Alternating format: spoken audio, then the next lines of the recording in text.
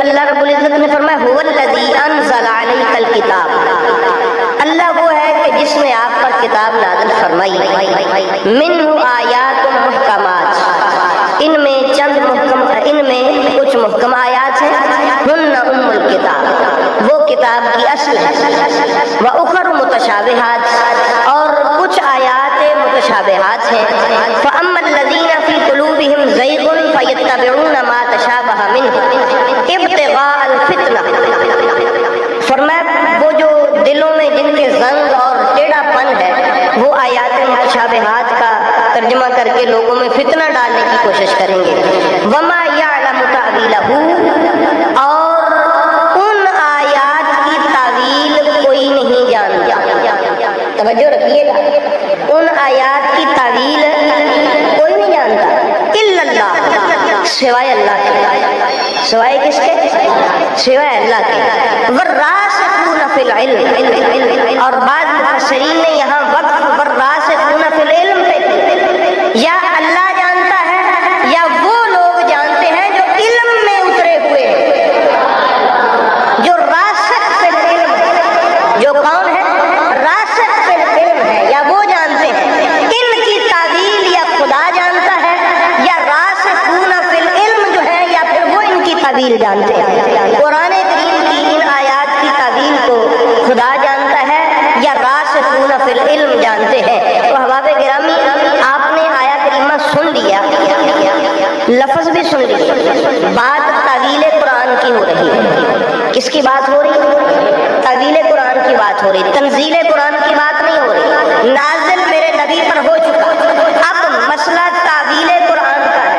اب ہم نے یہاں دیکھنا ہے کہ راسخون فی العلم کون ہے، جن کے بارے میں اللہ فرماتا یا میں جانتا ہوں یا راسخون فی العلم جانتے ہیں، جو علم میں بڑے پختہ، جو علم میں بڑے پختہ ہے، راسخ ہے۔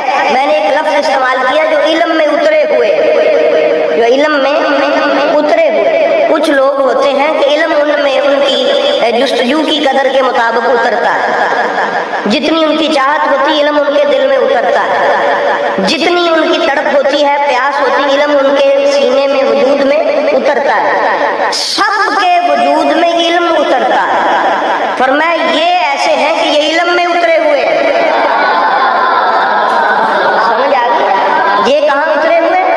علم میں اترے ہوئے۔ تو اس لیے احباب گرامی فرمایا کچھ وہ ہے جو راسخون فی العلم ہے۔ تو احباب گرامی اب آئیے ذرا ہم اپنے بزرگوں سے پوچھتے ہیں کہ یہ راسخون فی العلم کون ہے؟ تعویل قرآن کس کا مقدر ہے؟ رسول معظم صلی اللہ تعالیٰ علیہ وآلہ وسلم نے ارشاد فرمایا تھا، آپ نے حدیث پاک ہے یہ میرے پاس، نبی رحمت صلی اللہ تعالیٰ علیہ وآلہ وسلم کا ارشاد گرامی سنیے گا۔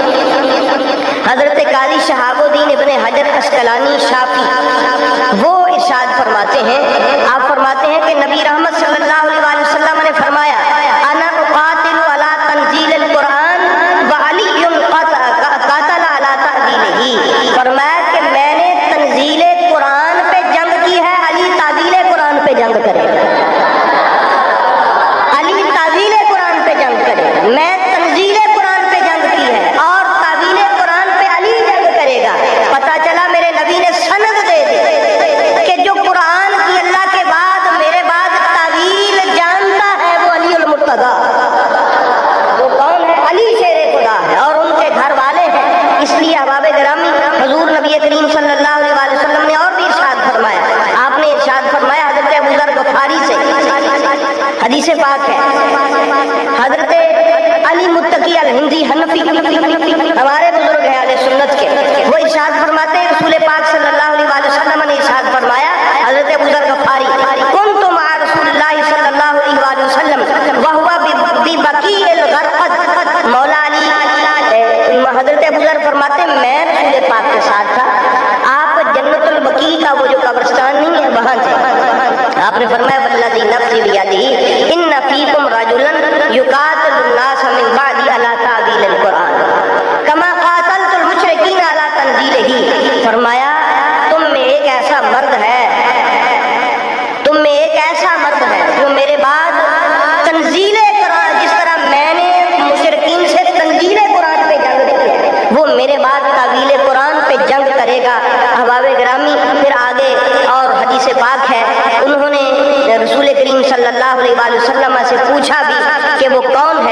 احباب گرامی، حضور مولا کائنات مولا علی علیہ السلام کا نام لے کر میرے نبی پاک سرکار نے فرمایا وہ علی المرتضیٰ ہوگا۔ وہ کون ہوگا؟ علی المرتضیٰ۔ پتہ چلا وما یعلم تأویلہ الا اللہ والراسخون فی العلم۔ یہ آل عمران کی سورہ مبارکہ بتاتی ہے کہ قرآن کا جو علم اللہ نے ان کو عطا فرمایا ہے وہ اور کسی کے حصے میں نہ آ سکے۔ یہ تو قرآن کہتا ہے۔ اور ویسے بھی ہم تاریخ کی کتابیں پڑھ کے دیکھیں تو کون نہیں جانتا کہ جب حضرت عثمان غنی رضی اللہ تعالیٰ عنہ ان کی خلافت کے بارے میں میٹنگ ہوئی تھی تو وہاں جو 6 لوگ تھے وہاں کیا ہوا تھا؟ حضرت مولا کائنات مولا علی علیہ السلام نے وہاں پر کہا نہیں تھا، یہ لکھا ہوا ہے فَأَنْشَدُكُمْ بِاللَّهِ هَلْ فِيكُمْ أَحَدٌ